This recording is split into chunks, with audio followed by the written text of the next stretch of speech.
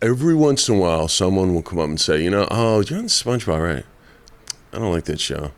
It's really when someone can take pride in announcing. I love that, actually. You don't. And I'll just go, nice. Thank you. Thank you.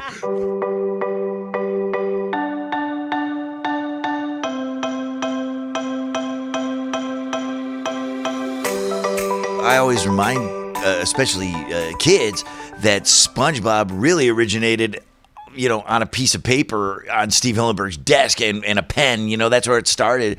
It came from his brain onto the papers. But he drew this thing and had the idea for these characters, and he wrote it down and carried it around and did art and thought about it for quite a while, and then pitched it to Nickelodeon, and then it became a pilot pitch, and then he came to us and said, "What do you think these characters would sound like?" So, he kind of put the vocal aspect of them in our hands, like he trusted us.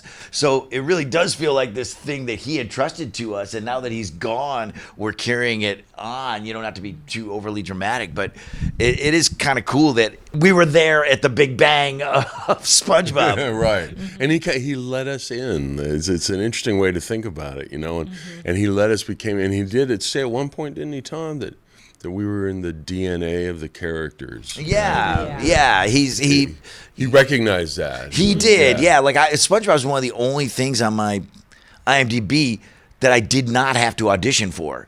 Everything else, when you're a journeyman actor, it's like you just audition for stuff, and it's down to you and 5 other guys, it's down to you and 4 other guys, 3 other guys, 2 other guys. Hey, you got it. Or, there's a guy from a sitcom that's an on-camera guy, so even though we like you better, but we gave it to him.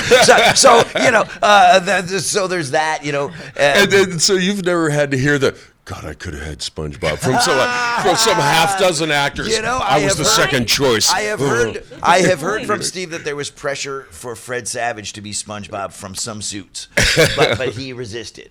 Seriously? Mm-hmm. Really? 100%. Yeah. Steve resisted, not Fred Savage. Steve resisted. No, I don't think Fred Savage knew. I never heard that. Like it never got that far. He knows now.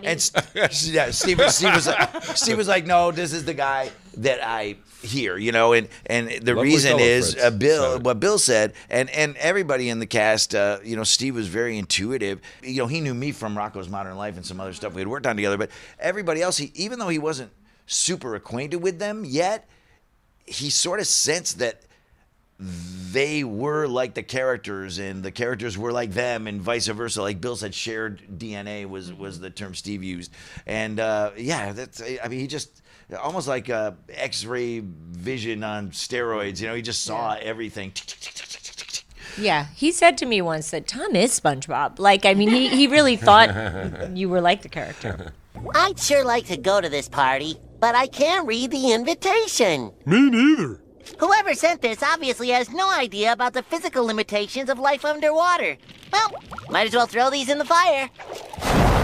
It's really all about the content that we're working with, and when you're performing, when you are looking at content that's been inspired, the writers are inspired. They're really connected to what they're doing. They're not just saying, okay, we got to check this box, this box. They're not doing that. All of our writers have really embraced what Hillenburg created, and that's just been such a gift. And we have the younger writers now coming up into the business who grew up on SpongeBob. So the writing staff is now multi-generational as well as the audience, right? Yeah. So, and what's funny is SpongeBob is actually 3, maybe 4 generations, because the kids that start out watching SpongeBob often watched it with their parents and grandparents when they were kids. That's true. And now the original, Gen SpongeBob, Gen SB, has kids of their own that are watching it, So, and it's just so crazy. Like on every level, like it kind of makes my brain hurt to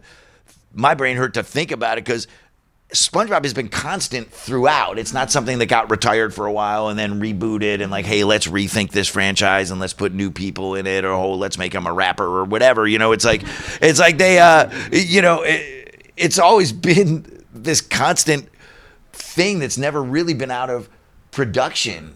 Right? It's not like Transformers or Ninja Turtles were different iterations of it. It's not like SpongeBob Beast Wars, Right. And I think that people like someone came to a panel yesterday and they brought their kid and they said, I love this show so much I introduced my kid to the show.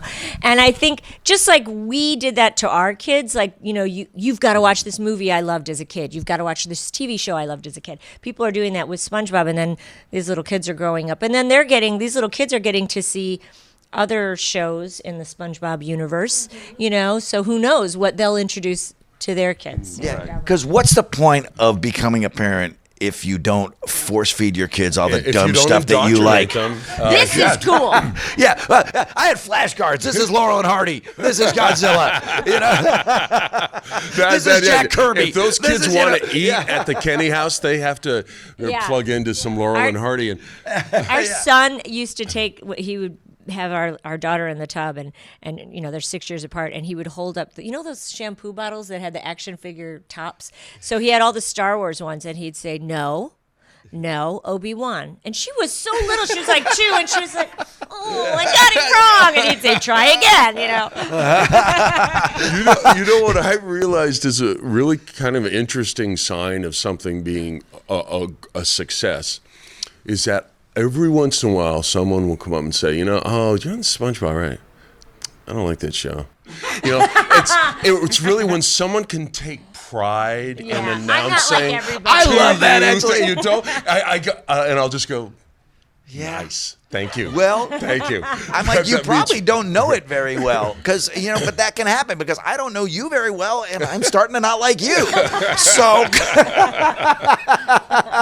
well, it's funny. That does crack me up. But it's funny. The forbidden fruit effect also applies, because a lot of kids go, I love SpongeBob. It's my favorite thing. I watch it every day for my whole life, and I have friends that I've met because of SpongeBob, and we talk in SpongeBob secret code and memes and everything. Right. And they go, my parents didn't want me to watch SpongeBob. They didn't let me. It was like, don't watch that stupid show. Well, I think they just thought it was dumb, and it's knockabout comedy, and there's there's fart jokes. They're like, watch Arthur on PBS. That well-mannered aardvark. So I mean, that forbidden fruit thing, once you're, hey, I guess our generation's equivalent would be, the kid whose parents didn't let him watch the Three Stooges because they thought it would lead to violence. Right. I don't want you hitting people with 2x4s. You're not going to watch the Three Stooges. You'll have somebody's head in a vice. Oh, I suppose you'll think it's funny to poke someone's eye out. Do you know how many people are blinded in Stooges-related imitative incidents every year?